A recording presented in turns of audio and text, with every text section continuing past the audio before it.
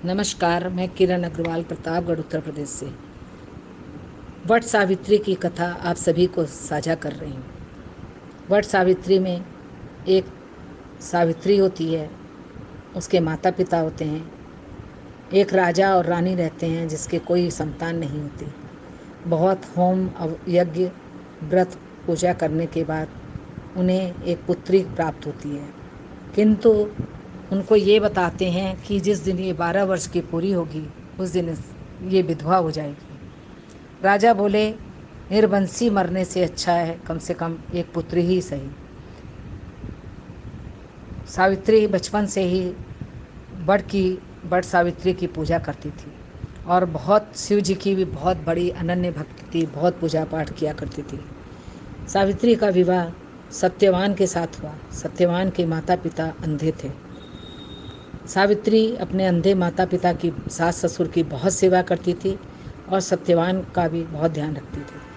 लेकिन सावित्री को ये पता था कि जिस दिन ये 12 वर्ष की होगी उस दिन वो विधवा हो जाएगी। जिस दिन 12 वर्ष हुआ उस दिन सावित्री ने शीघ्र ही घर का काम समाप्त किया और सास ससुर की आज्ञा लेकर सत्यवान के साथ जंगल चली गई।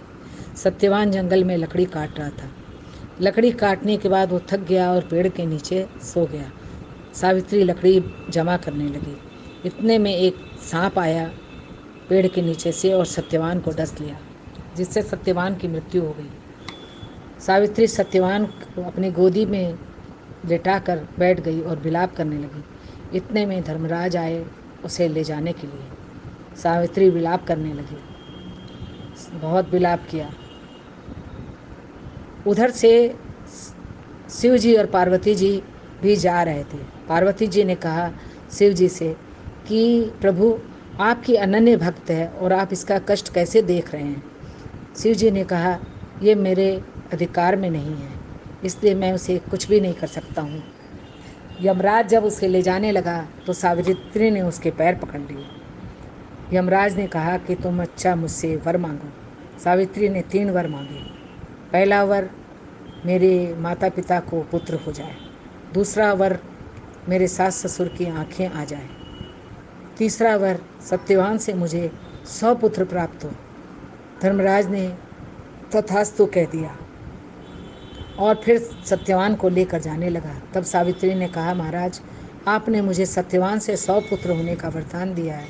अगर आप इसे ले जाएंगे तो मेरे पुत्र कहाँ से होंगे। यमराज ने कहा, तुमने तो मुझे बहुत ठग लिया।